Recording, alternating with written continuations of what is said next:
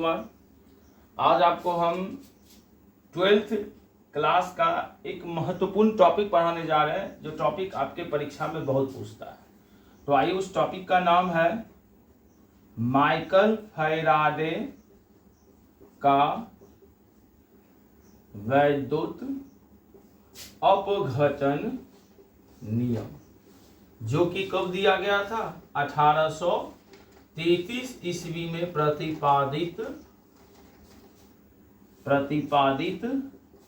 किया गया था। ठीक है, तो याद रखिएगा, माइकल फैराडे का वैद्युत अपघटन नियम चर्चा कर रहे हैं। कब दिया गया? तो 1833 ईस्वी में प्रतिपादित किया गया था।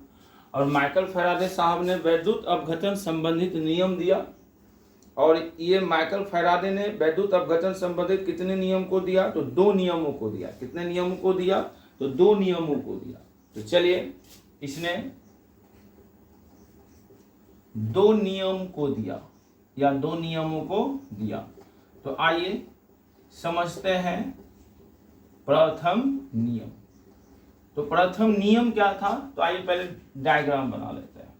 मान लीजिए एक विद्युत अपघट्य सेल बना लिए, और यहाँ प्लस और यहाँ पे क्या है? माइनस। और यहाँ विद्युत अपघट्य विलयन डाल दिए, चाहे HCl ले लीजिए, H2SO4। आसान HCl होता है क्योंकि मोनो एसिडिक सॉल्यूशन है। प्रथम नियम को क्या कहा जाता है ये समझिए। इसको इलेक्ट्रोड्स कहा जाता है।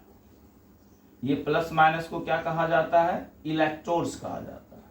तो किसी विद्युत अपघट्य सेल में, किसी विद्युत अपघट्य सेल में, ठीक है, ये इलेक्ट्रोड्स है।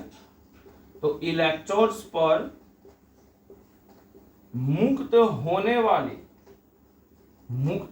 वाले पदार्थ की मात्रा, इस पर जो इलेक्ट्रोड्स पर जो मुक्त होगा, मुक्त होने वाली पदार्थ की मात्रा, उसमें प्रवाहित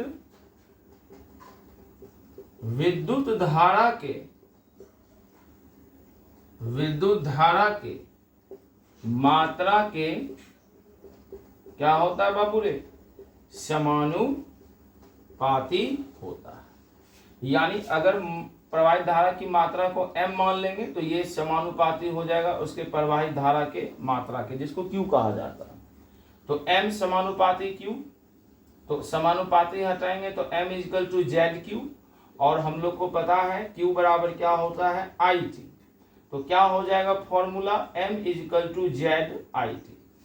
Z क्या है? तो Z याद रखेंगे, विद्युत रासायनिक तुल्यांक। Z को क्या कहते हैं? विद्युत रासायनिक तुल्यांक, जो कि कहीं भी 1 एम्पियर धारा और 1 सेकेंड समय तक प्रवाहित होने पर Z जो होती है m के बराबर हो जाती है। यानी I 1 एम्पियर T 1 सेकेंड रखेंगे तो m बराबर क्या हो जाएगा? Z हो जाएगा।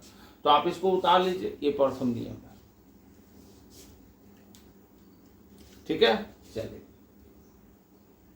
अब हम लोग चर्चा करेंगे द्वितीय नियम पर।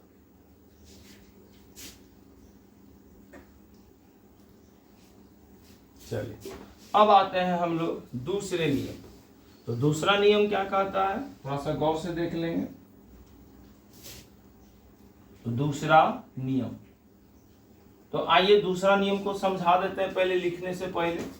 मान लीजिए बहुत सारा इलेक्ट्रोड्स हमने, मतलब विद्युत अपघट्य सेल को ले लिया, ये प्लस और ये क्या हो गया? माइनस। इसमें सॉल्यूशन डाल दिए, कोई भी आप ले सकते हैं विद्युत अपघट्य सॉल्यूशन। ठीक है, HCl, H2SO4, NaCl, कोई भी ले सकते हैं। मान लीजिए 2 या 2 से अधिक, सॉरी यहाँ प्लस की जगह माइनस होगा, और यहाँ पर भी माइनस। इसमें भी विद्युत अपघट्य विलयन, इसमें भी विद्युत अपघट्य विलयन। इस माइनस को इस प्लस के साथ, इस माइनस को इस प्लस के साथ, प्लस माइनस। कहा क्या गया? तो सुनिए, यदि समान मात्रा में विद्युत धारा 2 या 2 से अधिक विद्युत अपघट्य सेल में प्रवाहित किया जाए, क्या किया जाए? यदि समान मात्रा में विद्युत धारा, 2 या 2 से अधिक, 2 या 2 से अधिक, इसको क्या कहेंगे? विद्युत अपघट्य से। 2 या 2 से अधिक विद्युत अपघट्य सेल में प्रवाहित किया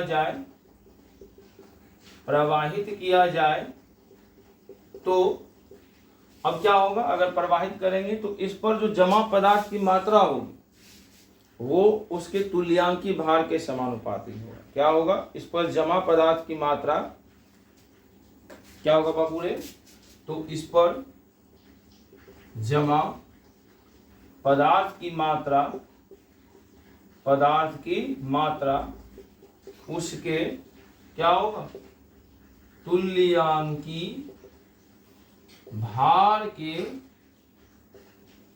समानुपाती होता है। यानी m समानुपाती क्या हो जाएगा बाबू? E। अगर समानुपाती हटाएं के लगा दें तो k, अगर m1 लिखे तो ke1, अगर m2 लिखे तो ke2, और ये दोनों को कैंसिल कर दो डिवाइड देकर, तो क्या आ जाएगा भाई? m1 बटे m2 बराबर e1 बटे e2।